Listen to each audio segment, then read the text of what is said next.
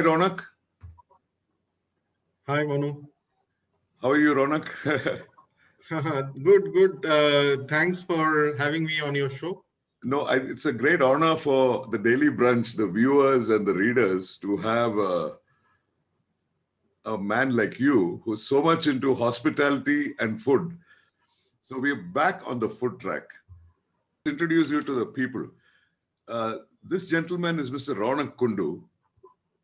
He is the founder of the Bangalore Foodies Club on Facebook, which is almost going to hit 2 lakhs this anytime. And more importantly, he is also known as the secret sauce behind restaurants, for which he's also been awarded by the Indian Restaurant Congress at the Ritz-Carlton last year before the COVID hit as the best mentor. So it's an honor to have you, Raunak, on the show. Thank you. So, Thank you so much. Let's start like always with the big people. You are from Calcutta, you are young, and then what made you move to Bangalore? So, like anybody in the late 1990s, Bangalore was big on IT. And as you can remember, in 1990s, there was hardly any jobs, there was hardly any progress. It was in the eastern part of India.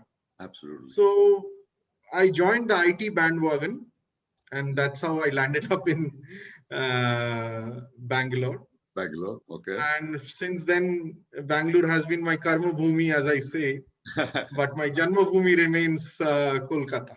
Kolkata, okay. Now, so Raunak comes to Bangalore with like a lot of other people and gets into the IT industry, correct me if I'm wrong, in the marketing and sales division of IT companies. You'll have to take us from there. Yeah, yes. Slowly, of course, I played diverse roles within the IT industry. Okay. But my focus, and especially towards last few years, has been sales and marketing. Okay. That's my core area of strength. Okay. Now, for the readers, the interesting part of Raunak as being in the IT industry, in the sales and marketing, has taken him to over 12 countries. Which includes a lot of Europe, a lot of Italy, a lot of France, a lot of London. So you'll have to just brief us on your life abroad there as a IT marketing guy or whatever, your life. Yeah, there. so this must be a very common story for most Bangaloreans. Okay. This is nothing sensational. So every one of us are well traveled in Bangalore, who are especially in the IT industry. Okay. So I have lived in many countries. My last stint was in Switzerland. I stayed there for nearly 5 years, okay. which I can say is one of the most beautiful countries of the world. Wow. Okay. And prior to that, I have lived. I had a 1.5 year stint in London. Mm-hmm. And I have traveled extensively in Europe. I've traveled extensively in Europe, especially Spain and Italy are our favorite destination, me and my wife. So we have traveled extensively. Okay. In the early part of my career, I have been to US and Canada, but I have not traveled that much in US and Canada. I've just been there a couple of times. Okay. And I lived 1 year in a very exciting place called Japan, in Tokyo. That's very interesting. That is really interesting. Yes. Just a brief line on the Tokyo part, because see, generally our readers are wondering, so you're a big guy in food, number one, and you are in Japan. So tell us all about that and a little bit of the food, if that just to bring you into food. It's nothing like what we imagine. Of course, it's very different, both in terms of culturally, food, language. There is no similarity, and the Indian diaspora is also very small, as you can imagine. The Indian diaspora, unlike in US or in Europe, you would feel at home actually with so many Indian stores, Indian restaurants, Indian people all around you. You feel like you are almost in India. Okay. But in Japan, it's very different. First of all, they don't speak English. Their food and culturally, they're very different. Mm-hmm. very, very meticulous in their approach. So they are like they if everything in their life, including their domestic course, work in processes, and they don't deviate from processes. Okay. So it's a very interesting experience. I was living in downtown Tokyo, but in a very tiny apartment, very, very tiny apartment. We can't even in my bachelor days, I wouldn't have stayed in such an apartment. Because in Japan, I think I've only read about it and seen space is king. You know, it's all about space. Yes. And I was in downtown Tokyo. So you can imagine I was staying in one of the most expensive real estate places across the world, maybe more than New York even, more than New York even. Okay. And in terms of food, it has a great diversity, and it really opens you up to a new culture, to a new inspiration every day. Okay. So in terms of food culture, it's a very, very diverse country. What I can tell you means they do have a lot of foreign cuisine as well, okay, but their own local cuisine, it's very very dynamic, very elaborate. It's sensational in one way, because all the things that we talk about in modern plating, modern food, about taste, texture, presentation, fresh ingredients, everything that we can, all the celebrity chefs would like to have in a plate, are those things that are there in Japan for years and years. So you can, if French cuisine is, we always, chefs would take pride in when they know about French food and French cuisines, and French people we know have big pride in their culinary history.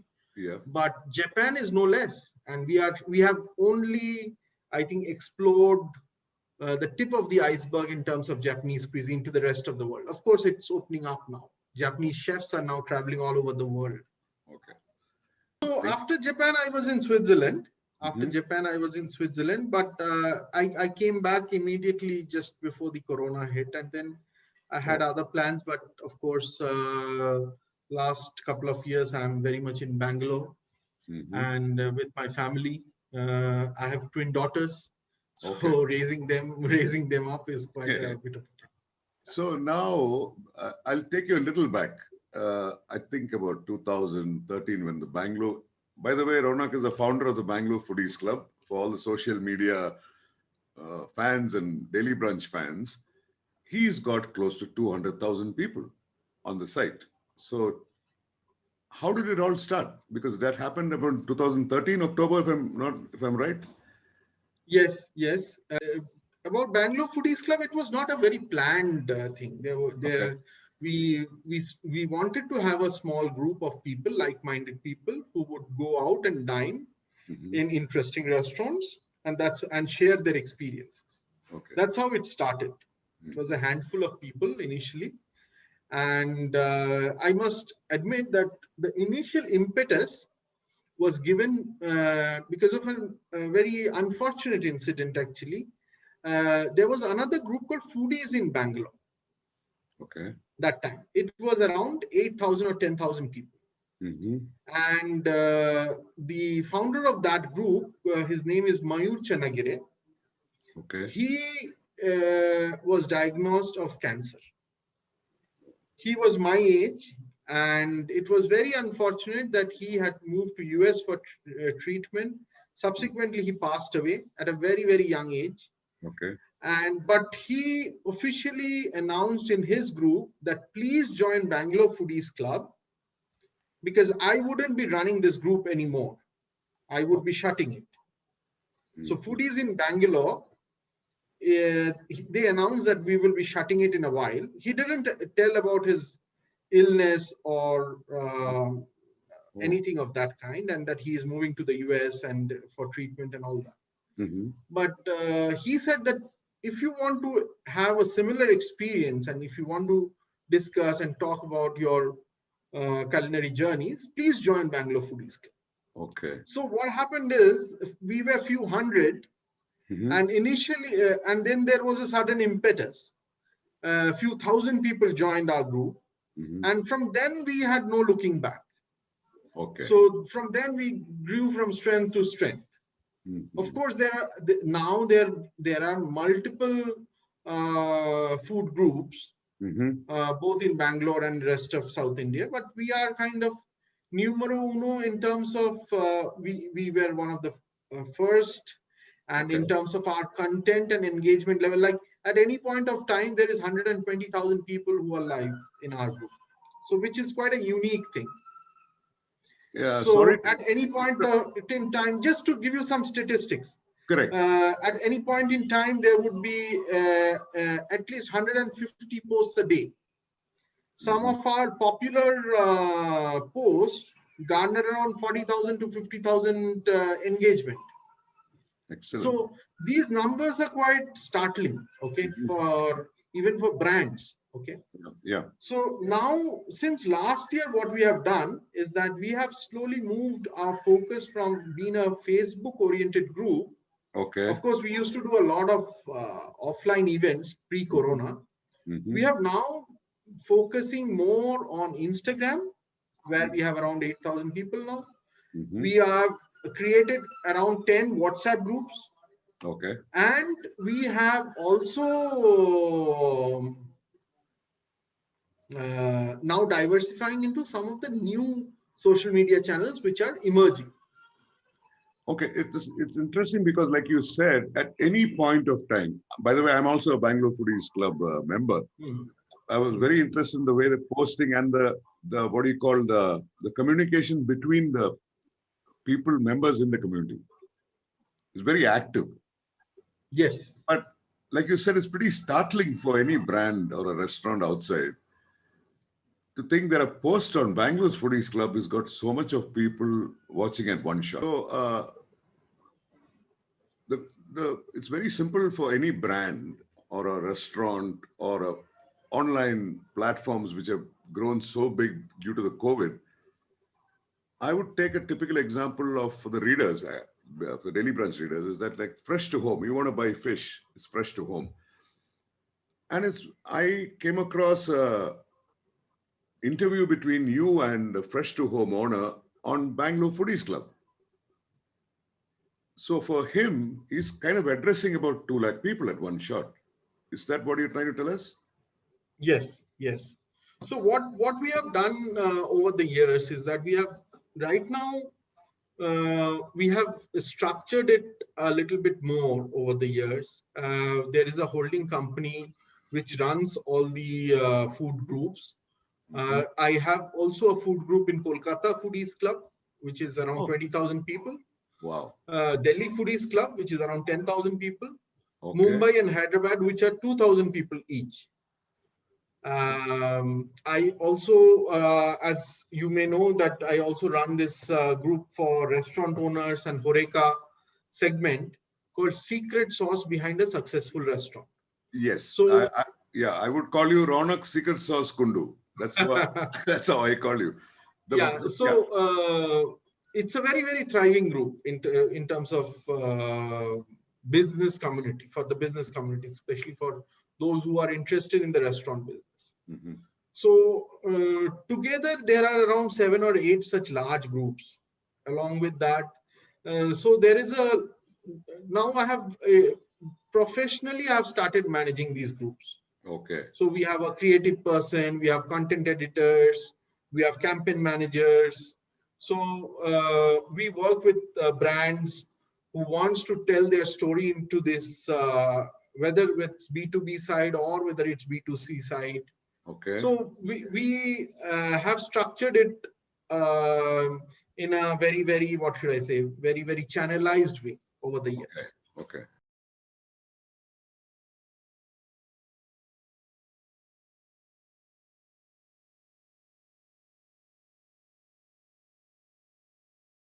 But a lot needs to be done more. A lot needs to be, because at any point in time, we need to moderate, as I told you, around 150 to 200 posts in one channel. In one channel, exactly. In one channel. Then we have WhatsApp groups. Then we have Instagram. Then we have all the other channels that I told you. Apart from that, we do events every month. It means pre-corona, we used to do twice a month events. Now we have, of course, last year we did only webinars. Okay. Now we are again back to doing more and more events. Okay. So in this format, the amount of workload is pretty huge. So we have structured it and trying to run it more professionally with more support from different people. And to be honest, I have a very experienced, I'm lucky to have a very experienced admin team along with me. Most of them are doing it voluntarily for Bangalore Foodies Club.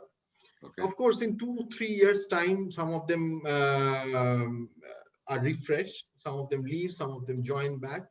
Okay. But if you look at it, every day they put in around a couple of hours of their valuable time in moderating this group. Wow. Because otherwise there is a fair amount of controversies which always brews up.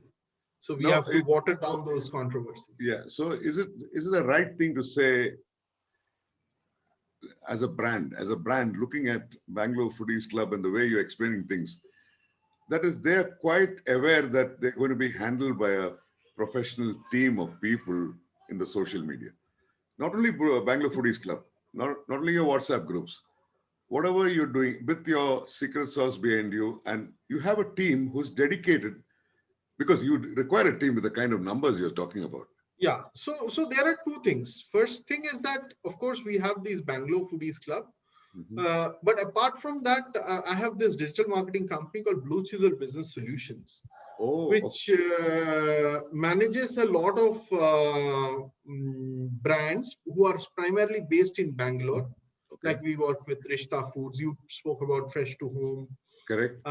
There are at least 20 such brands, including IT, Sealing. Means there are means at any point in time we work with a large number of brands, and we manage their digital presence, we manage influencer marketing, we sometimes run contests or campaigns in Bangalore Foodies Club. But it's not that we do diverse things for the brand to ensure that they have a very good digital presence, and they are able to communicate their brand message or their brand positioning well to the to their target audience. Okay, I understand your point, because you have your customer base both for the brand as well as for your members, and you come in between for the brand. The message goes directly across, digitally or whatever. I think mostly digitally now, because the brand gets to talk to the customers, and you provide the bridge. You provide the bridge. Yes. Now, another interesting thing what he said was about events being held, like curated menus for the Bangalore Foodie Club members. It's very interesting because first of all, you need to know the brand well. Like I was thinking about Hard Rock Cafe because I'm a big fan, not only of the whole concept, I think the music, everything adds to the flavor, and one of the best hamburgers I've ever eaten in Bangalore. And then when the Foodies Club had a curated thing, I was out of town. I really wanted to come. You had to just tell us how Hard Rock Cafe would curate a menu for the Bangalore Foodies members, with you in lead, of course. Yeah. As an example. So we recently did an event at Hard Rock Cafe. Okay. And the amazing thing is, of course, there are two things. First is that you get to meet so many foodies, like-minded foodies. Okay. You get to interact, chat, share your notes. Then you get an amazing meal at a very discounted price. Okay. So Hard Rock Cafe did a very fantastic job in terms of setting up this table with great food, and most of which we couldn't finish it. At a value price of $9.99. Okay. $9.99. There was a big, and these are American sizes. You can imagine. I can imagine. Yeah. Yeah, so there is a full plate of starters. There is a full hamburger, the classic hamburger of Hard Legendary Rock hamburger. Cafe. The legendary Yeah, hamburger. legendary hamburger of Hard Rock Cafe, and then there is dessert. Along with that, a beer or a soft drink. Wow. And all this is for 999, 999, Amazing. all inclusive. Mhm. So most of our group is largely women, and our meetups are also largely women. So That's most another of them, interesting. Another interesting part which I forgot to tell the reader, because for the Daily Brunch readers, we have declared this month as a Women's Month. It is not restricted to one day. We stretch it out till April 14th. So you are on. Then we had the boxer who was doing women boxers on, Dronacharya Award winner, and next coming is Asha Gomez, who's a chef in US. right? So you have a community of women. I'm talking about, for example, let's go back to the Hard Rock Cafe. So let's say 20 members or 30 members, of which I think you told me was about 80% of women. Yes, yes. I would say 70 30. Okay. 70 30. Yeah. Okay. 70 30. Now the next event, just to give you the diversity, the next Absolutely. event is a completely contrast. Okay. Okay. We are doing it at the ISKCON temple. There is a restaurant inside it called Higher Taste. Yes. Yes. It's famous for Satvik cuisine. Yep. So we would be doing a temple tour. Mm-hmm. Then we would be meeting the authorities. They are going to show their kitchen. Their kitchen is it's the biggest kitchens. And then we are going to have a talk by one of the NGO called My Thali. It's a US-based NGO about balanced eating, balanced meal. Okay. And then we are going to have a meal. This is coming up next Sunday. So I'm just telling you that in terms of food, we have no biases. So basically, my whole point is that we try to give diverse experiences to our. We are now planning actually another meetup in a 5-star hotel, where the North Indian restaurant was shut for a while and then they have just reopened. So I'm not divulging the name right now because the discussions are still on. Okay. So the whole point is that we want the diners to have a diverse experience, because the culinary scape of our city, Bangalore, is very diverse, and we get. I'm personally a big fan of ethnic Indian food, like you spoke about Kerala food. Yeah, exactly. Similarly, I recently tasted one of the most amazing Kashmiri wazwan in Bangalore. I'm a big fan of Naga food from then a Gujarati thali. Then we recently have a new Bihari fine dining restaurant in Indranagar. So the culinary scape of our city is very diverse. Very, yes. And I want Bangalore Foodies Club members to experience this diversity. Yes. Fantastic. Yes. So again, back to the thing, when it is not very important, but the moment you hit 2 lakh members, because when you hit 1 lakh, you had a big event in the vineyard. I read about it. I think, would you have an event? Because for the readers, there's a coming event is 2 lakhs, and the coming event is another 10 years of Bangalore's Foodie Club. And Bangalore, yes, like yes, we have already started planning about it. Okay. Hopefully, the COVID protocol will be relaxed by then. We are looking at some time in October, November to do a big event. We generally do a.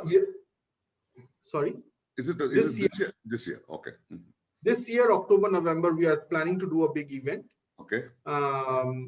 We also do a summit. Every year we do a summit for secret sauce behind a successful restaurant. Okay. So that didn't happen last year because of COVID. So that also we need to organize it this year. Okay. So let's see. But of course, 2 lakh members will be a. But this 2 lakh members right now, it's not. This is right now not a very important milestone for me personally, because I'll tell you why. Because we are already more than 2 lakhs in terms of if you add up all our channels. Absolutely. So if we add up all our channels, we are already more than 2 lakhs. Of course, in the Facebook community, sometime we will cross 2 lakhs. But in terms of all our channel presence, we are already 2 lakhs. Okay. And all thanks to the Bangalore Foodies Club moderators and admin team, it needs a high level of moderation and administration. What is the secret sauce behind you getting an award for mentor of South Indian restaurants? What is that secret sauce? No, see, I will tell you about this group called Secret Sauce Behind a Successful Restaurant. It was Exactly. also started around 7-8 years back.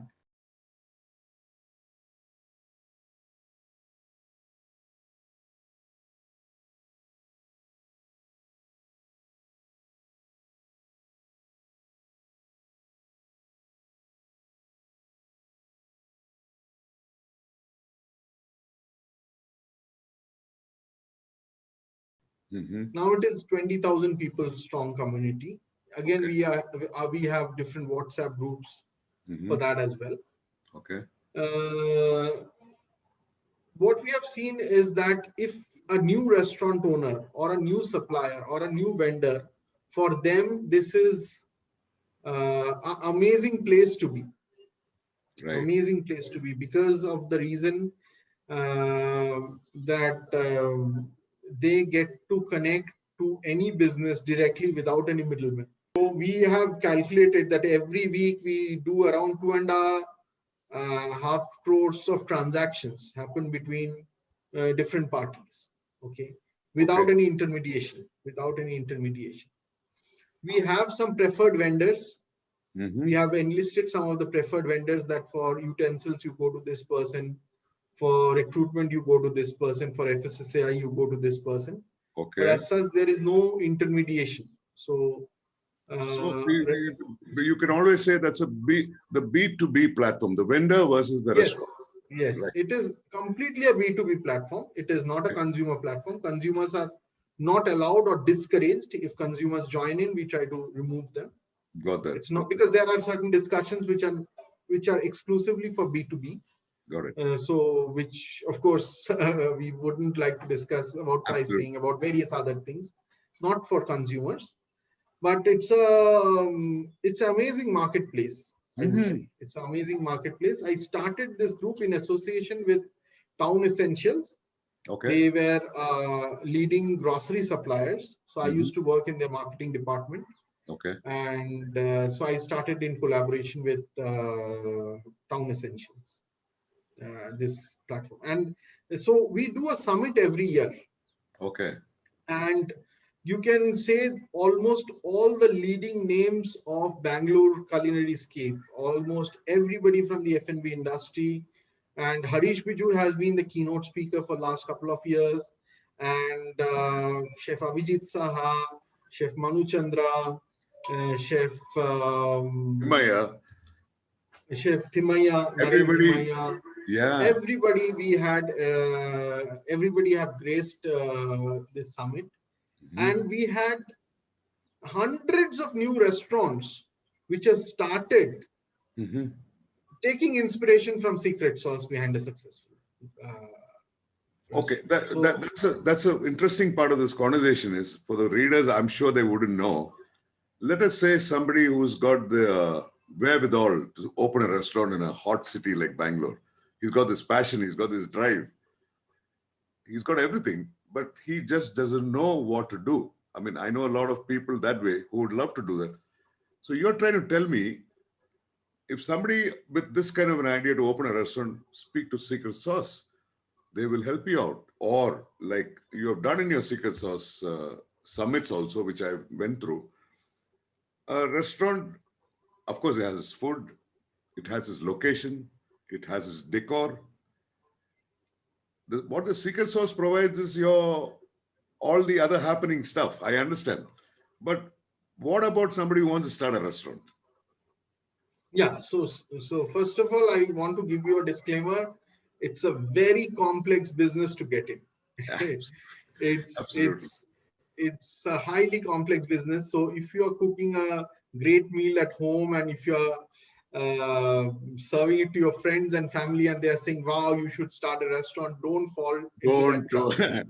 Readers, don't fall into that. This is a disclaimer I want to give. Mouth.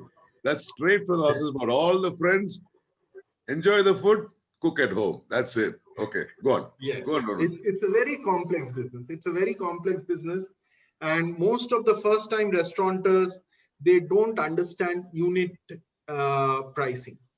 How much should we price a chicken biryani? Okay. Okay, just for an example, how Yeah. much should we price a chicken biryani? Is it the cost of chicken plus the basmati rice plus the masalas plus the ghee Mm-hmm. and divided by the portion size? Or is it that the next door Nagarjuna charges 350 rupees? I am not Nagarjuna. I want to be less than 20 rupees less than Nagarjuna. Then I charge 330 rupees.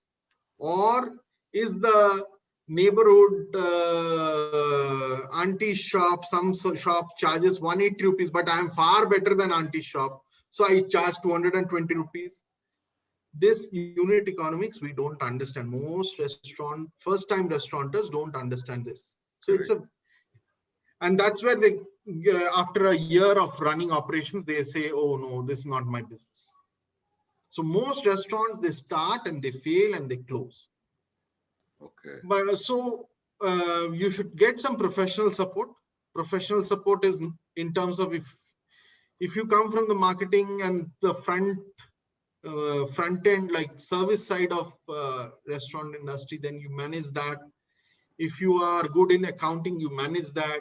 If you're good in the kitchen, you manage that. But you also employ and engage experienced hands, experienced people, and then professional people who are good in their own areas. And then it's a very complex business, as I am telling you, like any other business which has direct customer interaction, and here it can have direct impact on their health and safety as well. That is the yes. So that's the reason I think the only means other than restaurant and food business, the only next complexity I can think of is in the healthcare space. That's the only other complexity. Okay. So complex industry. Otherwise, this is very complex. So you have to trade with caution and employ professionals. You yourself have to get involved. Exactly. Got it. Got it. Otherwise, if you think that you can sit at home, do your IT job and run a restaurant, then you fund somebody's business. Then if a chef has a dream to start a restaurant, you fund that chef and make the chef the part owner and you fund them. But you don't run 100% equity business, and you cannot sit at home and the restaurant would run on its own. Got it. So there are several nuances. So this plays secret sauce behind a successful restaurant. You can get connected to all the professionals, all the support you want in terms of real estate, in terms of staffing, in terms of utensils, in terms of menu design, marketing, everything. All the professionals are in this group. You can come, discuss, meet those people in person, and then try to decide what suits you best. Okay. Now, since you have demarcated that in the sense that you might have a dream of a restaurant, but think twice. The other side of the person, which actually COVID kicked up huge time in my part of the city, that is Coxtown and Bangalore, Banuswadi, this Fraser Town, this area, are the home chefs of women who are just spending their life cooking up. That's then, I mean, there are people with jobs, without jobs, but the COVID ensured that they were all at home. And for your information, here itself, there are about 8 to 10 WhatsApp groups of women cooking, putting on the group, people buying, end of the day, sale is over. So yeah, that's fabulous. Actually, I salute to all the home chefs and salute to all the people who actually, during the COVID times, even in our apartment complex, there are apps where people would cook something at home and then they put it on the app and they said, today I have got theplas. Okay. Today I have got avial. Today I have got Rajasthani jungli mas. Oh. Like that, they would put that up. So I love to order from the home chefs. The only caution here is that there are two things. First of all, go compliant. FSSAI is now registering home chefs. So be compliant with the authorities. Any commercial kitchen has to be registered. Absolutely. Okay? So FSSAI, do the FSSAI, it costs you hardly anything to be FSSAI compliant. Second thing is that till the time you are running it from your home kitchen, yeah, the unit economics will run. Okay. If you're moving to a commercial kitchen and employing staff, ensure that you have the abilities to scale up, means abilities to scale up in terms of time, effort, financials, everything. Okay, so that's the reason a lot of home chefs, I tell them, okay, you're doing it at home. That's absolutely fine. Continue doing that. If you are making 20,000, 50,000 rupees a month, that's amazing. Don't think of making 5 lakh rupees a month, because that's a completely different business. That is industrialization.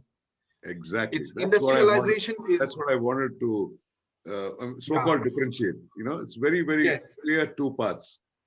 Yes, yes. Industrial, most of the, means with all due respect to our wives, moms, and even I cook at home. So it's not that men don't cook.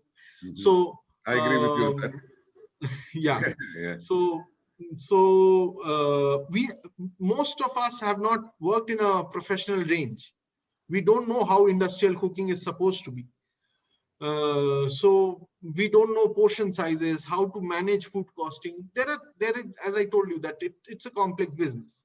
So please stick to your cooking at home, be compliant, do deliveries through channel partners. Yes. And that's how there are a lot of startups coming up these days who have payment gateways, direct payment gateways. Because if Google Pay or any of the payment apps is cumbersome, use any of these startups, and you can collect the payment. You can list your menu, can change it every day. You can shut your your home chef business for 2 weeks, go to Goa, have your holiday, come back and restart it again. That's another key vital point with the home chefs in this part of town. You can actually shut shop. Yes. Yes, and absolutely. tell everybody you're shutting shop, and they're okay. Yes. So when you run a commercial kitchen, you cannot do that. You can't do that. You cannot do that. The rents are running. The water bill is ticking. The salaries are ticking. Everything. So that's the reason I'm telling. That's a completely different business.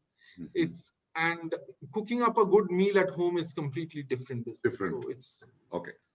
Let's not mix that. I remember you heading out with your team into a place called that is because of COVID, you can't go there, but all the big brands in one mall. Yes, it's called Kitchens at. It's yes, it is at different locations across Bangalore. Okay. And it is a fabulous place. It's like a food court. It's not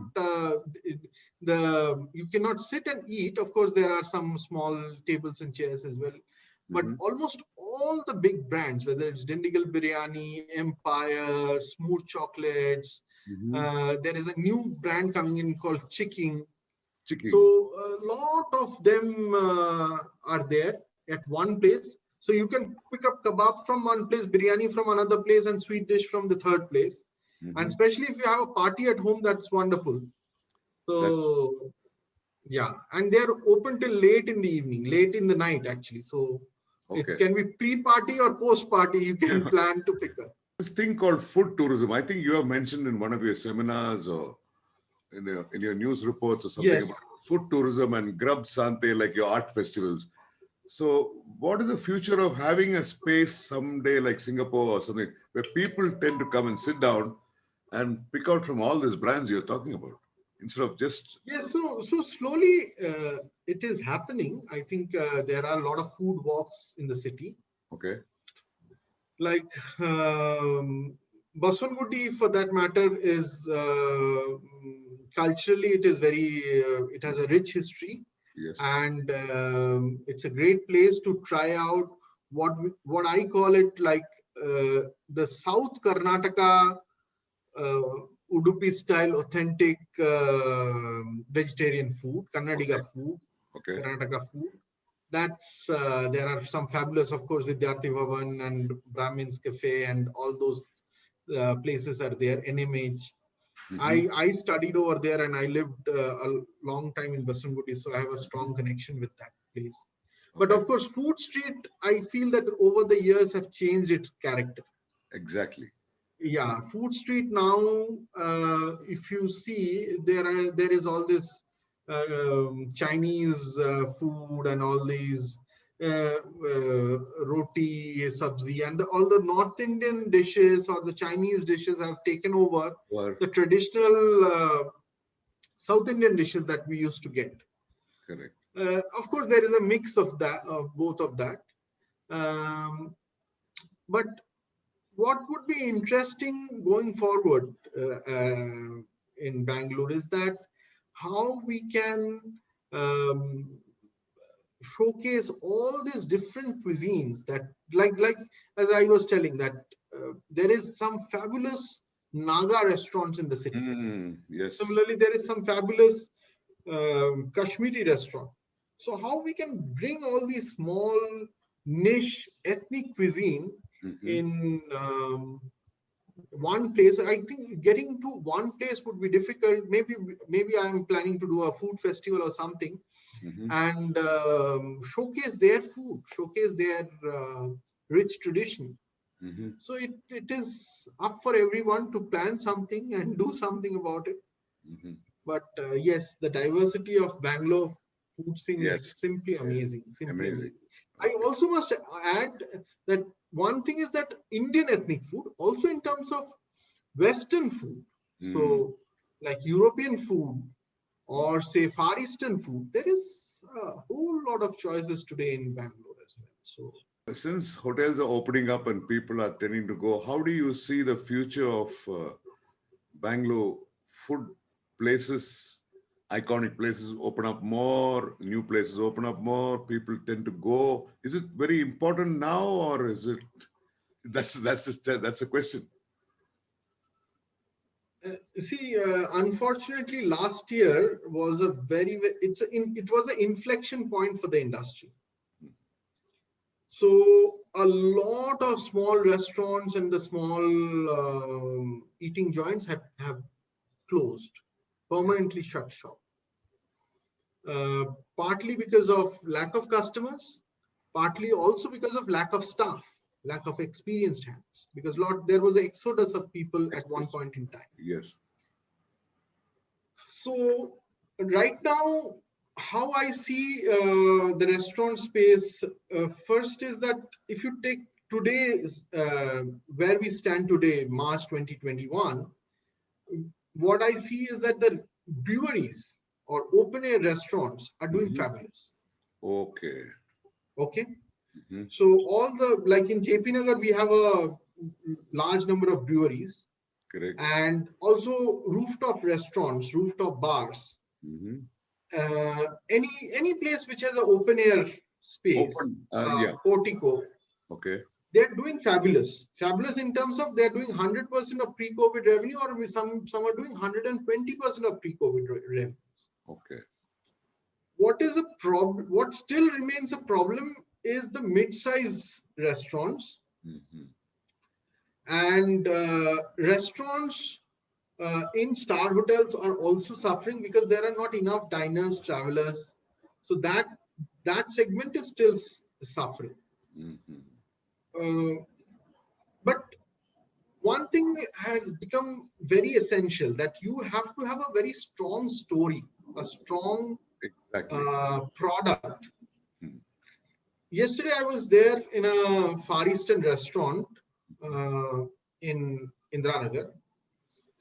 And you won't believe, at 2:30 in the afternoon, it's almost 100+ seater restaurant. It was packed to the hill. Wow. So people are going, and it's an expensive restaurant. It's a meal for two is around 2,000 rupees. Okay. So it's an expensive Far Eastern restaurant. I can name that restaurant called Lucky Chan. Okay. It was, the food is very good. They have a conveyor belt sushi. So it has an interesting story to tell. It has an interesting offering. Got it. It's an interesting offering. Like I was talking of the Kashmiri restaurant called Sarposh. All the Waswan food. I remember the posting in Bangalore Yeah. Foodies Club. Yes, it has an amazing story to tell. Similarly, there is a new restaurant, Cambodian restaurant called Khmer Kitchen in JP Nagar. It's a beautiful restaurant. It's a beautiful restaurant. The interiors are fabulous. Means I have not seen such interiors in entire Bangalore. Their food is not very authentic Cambodian, but it's very decent. I think for readers, it is Girish Karnad's home. Yes. It That's is a beautiful house. Yeah, there's a story to tell. It is a beautiful house. It's a beautiful house. But it's done also very nicely. It's also done very nicely.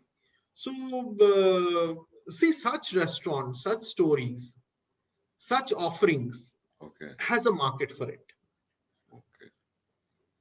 That's what I want to say. But if you want to make dal makhani and paneer butter masala and naan, unless you are the Queens, I don't know if you remember, there used to be a restaurant called Queens in Church Street. Church Street. Yeah, I remember. Yeah. It was a hole in the wall kind of a restaurant. Lovely restaurant. Yes.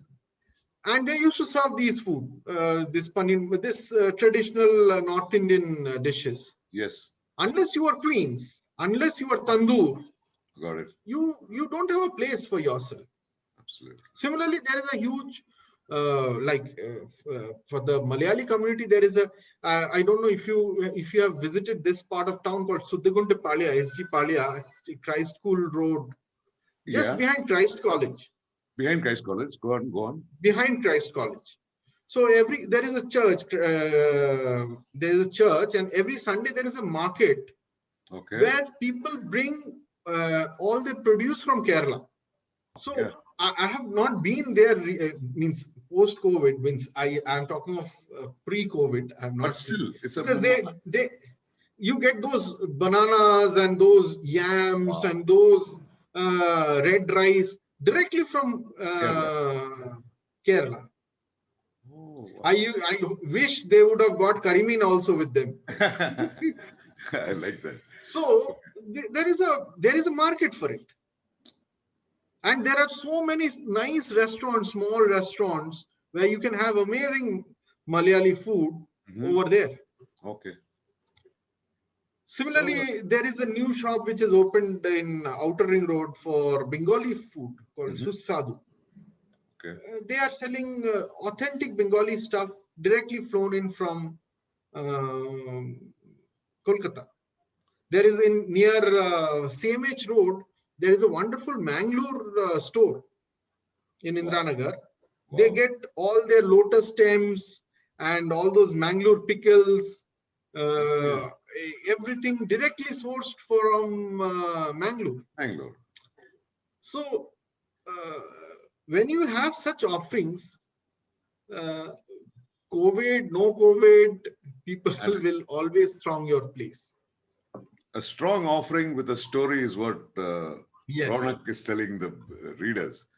I hope you guys, you heard it from the man's mouth, so you don't have to have any doubts about it. And I think we are coming to the close of, you're a busy man, and it's great to have you with us, Raunak. Thank you, Monu. Thanks. It was nice conversing with you. Okay, thanks. Nice conversing. And it's always a pleasure to talk about Bangalore foodscape. And culinary scape, as I call. And hopefully our restaurant industry and the F&B industry will be able to flourish post-COVID, and once the vaccination drive is completed, we will get back to those rosy days what it used to be. This is what I'm also looking forward to, and the Daily Brunch is your platform from now on, and let's get together and let the secret sauce get saucier and saucier. Thank you very much. The Daily Brunch readers and subscribers all the best. Thank you.